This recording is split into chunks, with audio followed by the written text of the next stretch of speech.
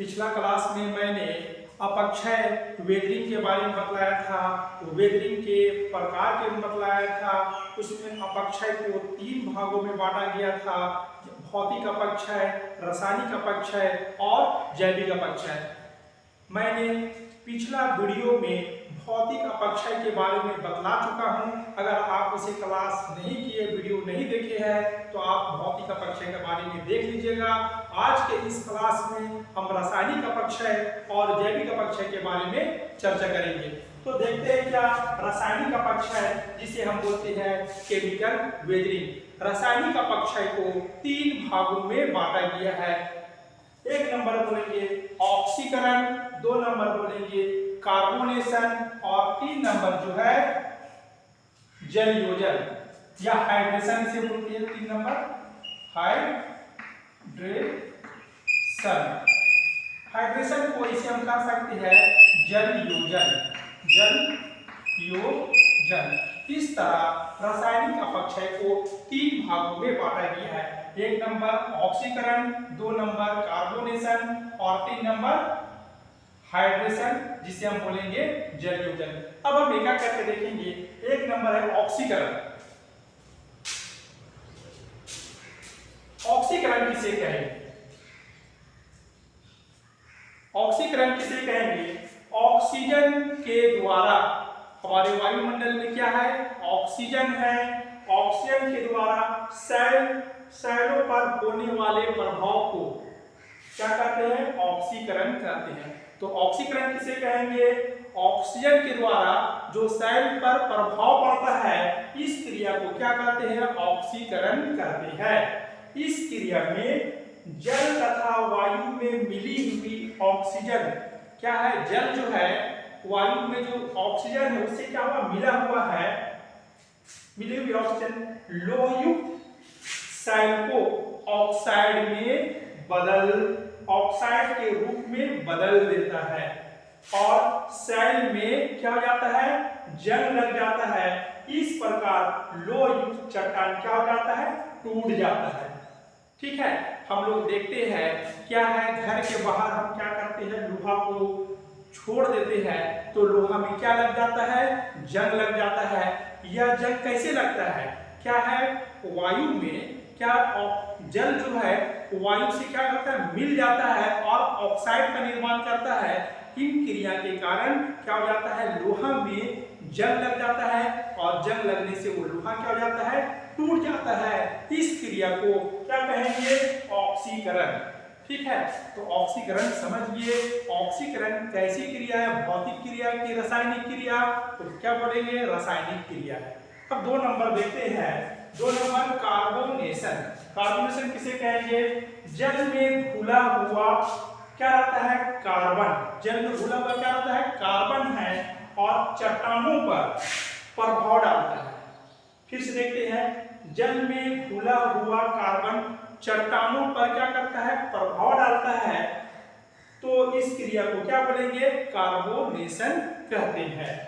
Carbon जल में घुलकर कार्बनिक अम्ल बनाता है। याद रखना, कार्बन जो है जल में, कार्बन क्या है? जल में क्या करता है? H2O में क्या कर रहा है?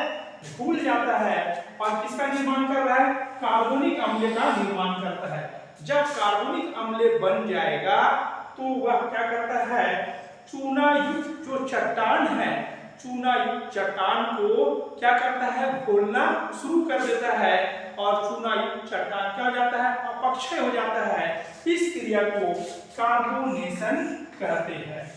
ठीक है, तो कार्बोनेशन भी समझिए। और तीसरा नंबर जो है वह जलयोजन, जिसे हाइड्रेशन कहते हैं।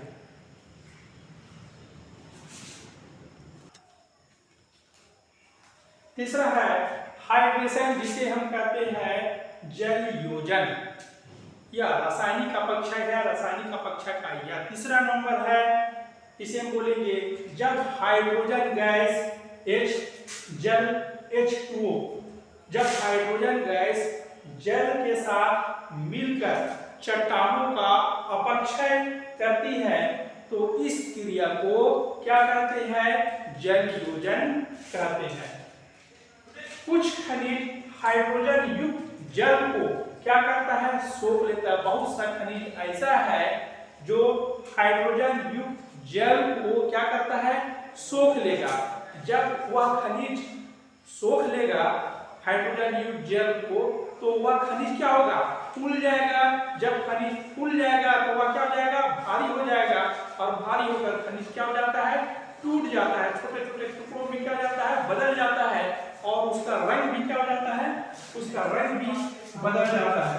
रंग भी क्या होगा, इसका बदल जाएगा। इसका सबसे अच्छा एग्जाम्पल है फेल्सपार। फेल्सपार जब टूटता है तो फेल्सपार क्योलिन मिट्टी में क्या हो जाता है, बदल जाता है।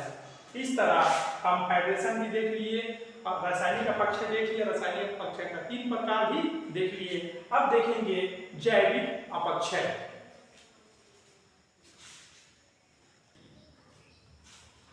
3 नंबर है जैविक अपक्षय। जैविक अपक्षय को भी 3 भागों में बांटा गया है। जैविक अपक्षय कितना भाग में बांटते हैं, 3 भागों में। पेड़ पौधा के द्वारा अपक्षय 1 नंबर है, पेड़ पौधा के द्वारा अपक्षय, पेड़ पौधा के द्वारा अपक्षय। 2 नंबर है जीव जंतु। 2 नंबर क्या है, जीव जंतु के द्वारा अपक्षय होता है। और 3 नंबर मानव क्रिया। 3 नंबर क्या है, मानव क्रिया। मानव क्रिया के द्वारा भी क्या हो रहा है, अपक्षय हो रहा है। तो जैविक अपक्षय को कितना भागों में बांट दिए, जैविक अपक्षय को 3 भागों में बांटा गया है। पेड़ पौधा के द्वारा अपक्षय, जीव जंतु के द्वारा अपक्षय, और मानव क्रिया के द्वारा भी अपक्षय होता है। तो 1 नंबर देखेंगे पेड़ पौधा के द्वारा अपक्षय। पेड़ पौधा के द्वारा अपक्षय कैसे होता है, मान लो यह क्या है, हमारा धरातल है, हमारा क्या है, अर्थ है, पृथ्वी है, यह हमारा क्या है, पृथ्वी है। और पृथ्वी के ऊपर में क्या है, देखो तो ये चट्टान दिखाई पड़ रहा है, ये क्या है, चट्टान है, चट्टान दिखाई पड़ रहा है। और हम देखते हैं कभी घूमने जाते हैं तो देखने को मिलता है कि धरातल के ऊपर में क्या है, चट्टान है, और चट्टान के ऊपर में पेड़ पौधा निकल गया है। ये देखते हैं कि यहाँ पर क्या है, एक पेड़ निकल गया है, ठीक है, और पेड़ का ये जड़ कहाँ चला गया है, चट्टान में चला गया है,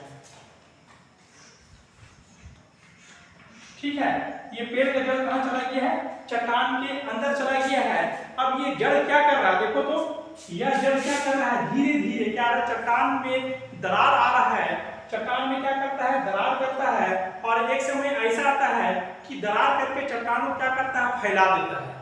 तो इन दरार क्रिया के कारण भी चट्टान का क्या हो जाता है, अपक्षय हो जाता है। इस क्रिया को बोलेंगे पेड़ पौधे के द्वारा भी चट्टानों में क्या होता है, अपक्षय होता है। ये कई बार हम लोग देख भी चुके हैं। दूसरा क्या है, जीव जंतु के द्वारा अपक्षय। जीव जंतु के द्वारा कैसे अपक्षय होता है, हम लोग घर में जिस घर में रहते हैं तो देखना क्या करता है, चींटी, छोटा छोटा चींटी हुआ, वो घर के कोना में क्या करता है, अपना वो रहने का स्थान बना लेता है, और उस घर के कोने में धीरे धीरे वहां से क्या करता है, मिट्टी को भी निकालते चला जाता है। या तो फिर हम देख सकते हैं चट्टान के क्षेत्रों में चींटी, चूहा, केचुआ, बहुत सारा जीव जंतु अपना क्या करता है, रहने का स्थान बना लेता है। तो क्या करता है, चट्टान में जब वो छिद्र करेगा, जो जीव चींटी, चूहा या अन्य प्रकार का जीव जो छिद्र करेगा चट्टान में, तो चट्टान क्या हो जाता है, दरार आ जाता है, चट्टान छेदा हो जाता है। तो उस छेदा, उस दरार भाग में क्या होता है, धीरे धीरे क्या हो जाता है, वो फैला होते हैं, दरार क्या होगा, और बड़ा होते चला जाएगा, और चट्टान क्या हो जाएगा, कमजोर हो जाएगा, और उस पार्ट में जीव जंतु के द्वारा क्या हो जाता है, वहां पर अपक्षय होना शुरू हो जाता है। तो जीव जंतु के द्वारा भी चट्टानों में क्या हो जाता है, अपक्षय होता है। तीसरा देखते हैं, तीसरा पॉइंट जो है, यह मानव क्रिया के द्वारा अपक्षय। तो मानव क्रिया के द्वारा अपक्षय क्या है, कैसे होता है, मान लो यह हमारा पृथ्वी है, अर्थ है, और अर्थ के ऊपर में क्या है, बहुत सारी ये चट्टान मिलता है। तो मानव क्या करता है, ये इस चट्टान भाग में मानव क्या कर रहा है, मकान बनाने के लिए उसे पत्थर चाहिए, मकान बनाने के लिए क्या चाहिए, उसे पत्थर चाहिए। तो इन मानव क्या करता है, इस चट्टान को क्या करता है, तोड़ता है। तो सबसे पहले तोड़ने के लिए इस चट्टान में क्या करता है, हॉल करता है, क्या करता है, हॉल करता है, और हॉल में क्या करता है, वो तोड़ने का जो फटाका या जो क्या बोलेंगे बम जो आता है, इसमें क्या करता है, डाल देता है, और डाल के उसको क्या करता है, विस्फोट करता है, जिससे चट्टान क्या हो जाता है, चट्टान में जगह जगह क्या हो जाता है, दरार आ जाता है, और चट्टान इन दरार के कारणों से चट्टान में आसानी से क्या हो जाता है, अपक्षय हो जाता है, चट्टान में टूट फूट की क्रिया होने लगता है। तो मानव क्रिया के द्वारा भी चट्टानों में क्या हो जाता है, अपक्षय हो जाता है। इस तरह जैविक अपक्षय भी हम लोग देख लिए। अपक्षय का 3 प्रकार बताए थे, भौतिक अपक्षय पिछले वीडियो में आप देख लीजिएगा, रासायनिक अपक्षय भी देख लिए और जैविक अपक्षय भी देख लिए। अपक्षय का यह पाठ क्या हो जाता है, कंप्लीट हो जाता है। आप लोग इसे उतार लीजिए, समझ लीजिए, कहीं प्रतिक्रिया होगा आप मुझे कमेंट करके जरूर बताइए।